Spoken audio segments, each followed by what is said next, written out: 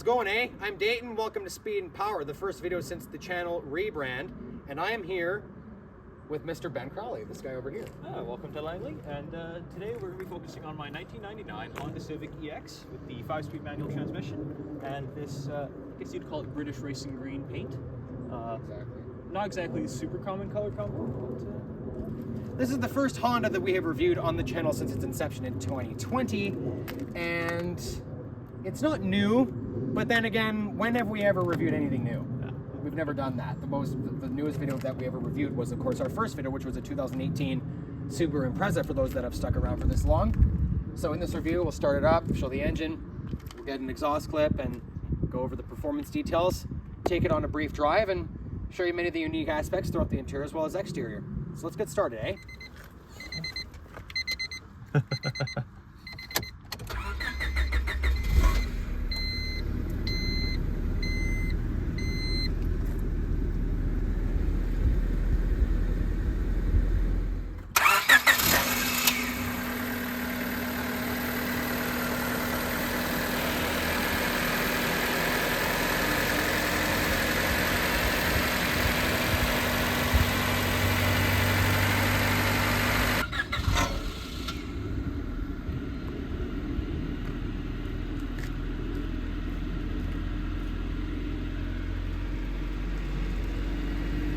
The 6th generation Honda Civic was introduced in September 1995 for the 1996 model year. It offered two new 1.6-liter four-cylinder engines and a new continuously variable transmission for certain US trim levels. This was also the last generation Civic to have front double wishbone suspension, as its successor would change the front suspension to a McPherson strut. The Civic came in a variety of trim packages, from the base model CX to the top-of-the-line SI, which was badged in Canada as the SIR. Available as a coupe or sedan, the mid-level EX, like this one, included all standard equipment from the lower trim LX, plus a 1.6-liter single overhead cam 16-valve four-cylinder, producing 127 horsepower. Anti-lock brakes were standard on the sedan and optional on the coupe if equipped with an automatic transmission. For $19.99, the EX added a CD player as standard equipment.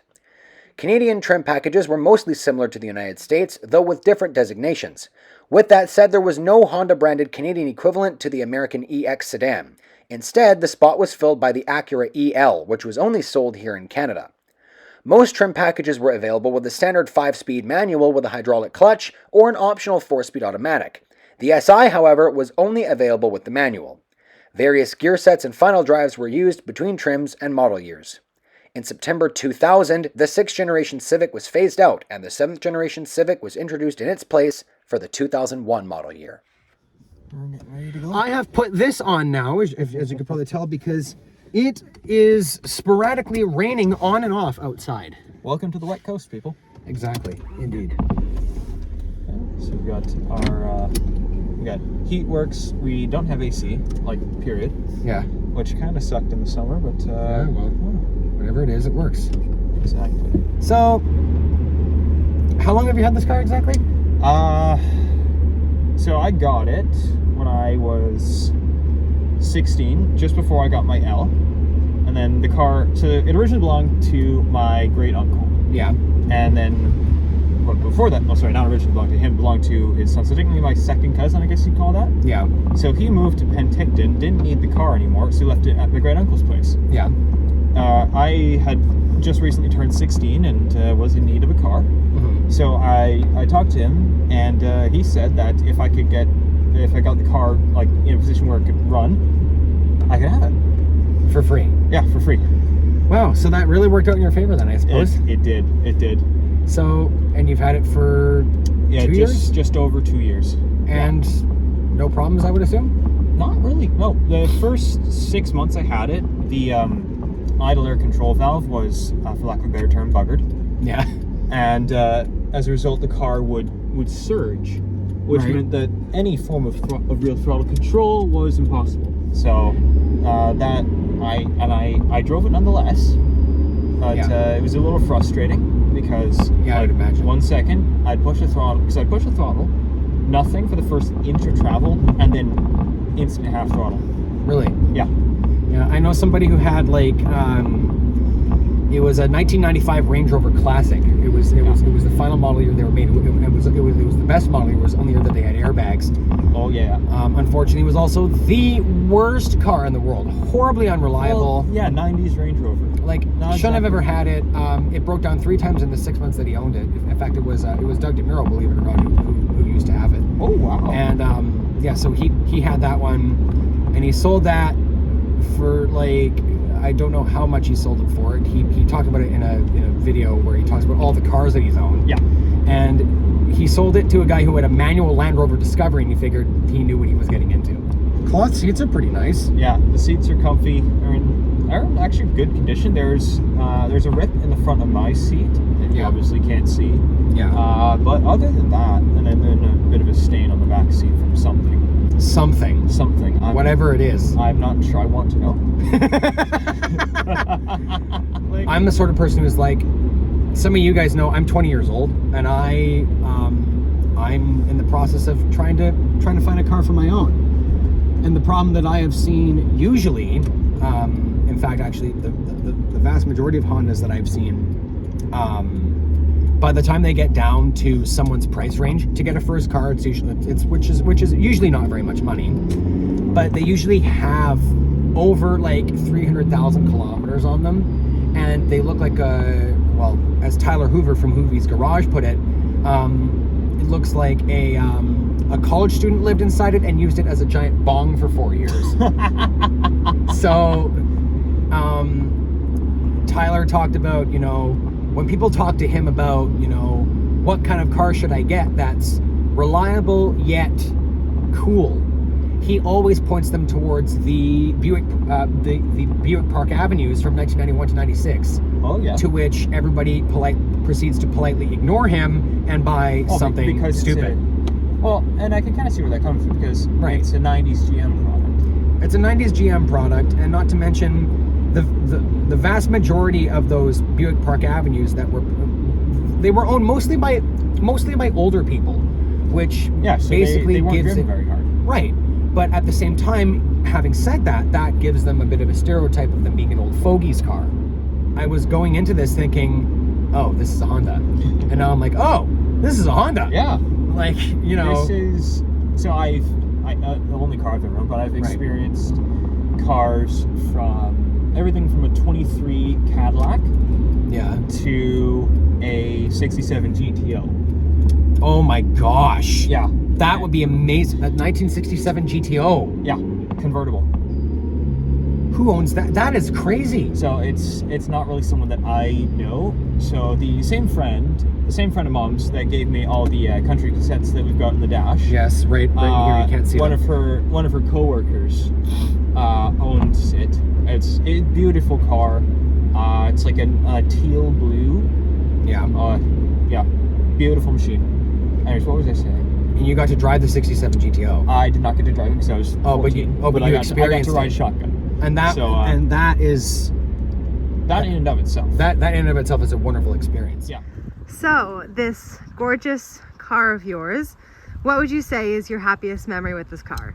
The day I got it, honestly. It feels like a huge freedom to have my own car, to be able to just go off and do whatever the hell I want at the spur of the moment, essentially. Mm-hmm. It's just that feeling of freedom is second to none.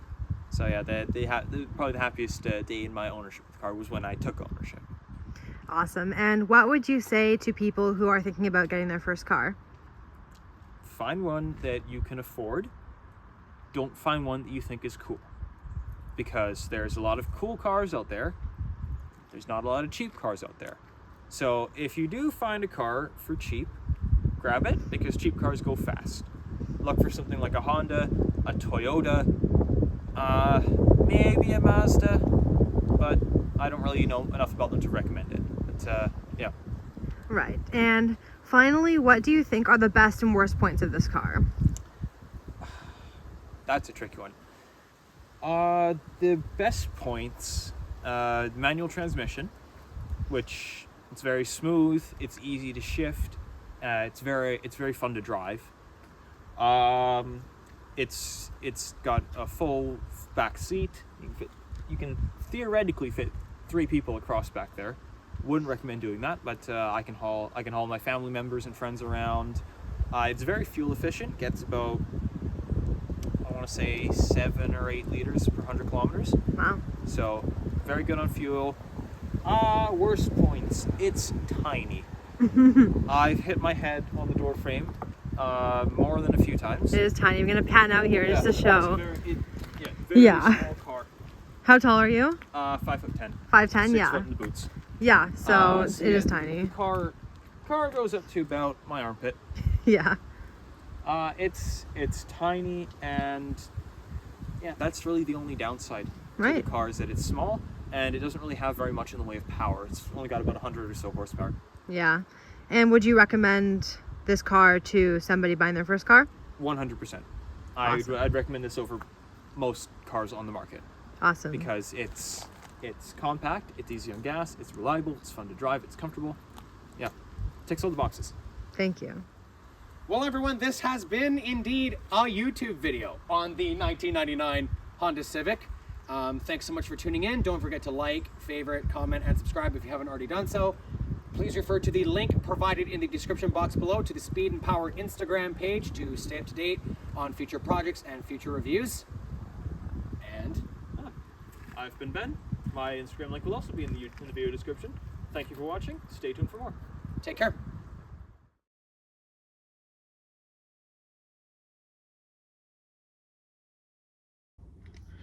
So we're currently trying to tape my phone to the dashboard so we can do this driving segment properly. I put this on, you'll notice, because it's raining. Bro, fuck Canada. Yeah, exactly. We have duct tape, which is supposed to hold stronger than this. Yeah, that's painter's tape, which apparently we just found out does not work for this. Oh, turns out painter's tape doesn't like to stick to windshields that much. Well, it doesn't like to stick to glass, period. Yeah. It sticks to walls.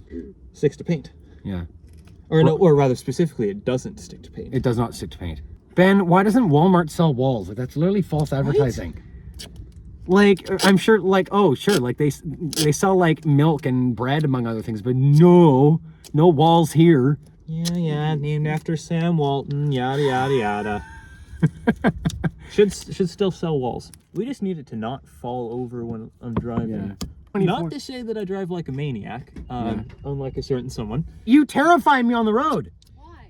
Because you drive like a freaking maniac. She brags about doing 50% power over the speed limit on the freeway. Yeah, and yet she does taxi stops at a stop sign, which is illegal.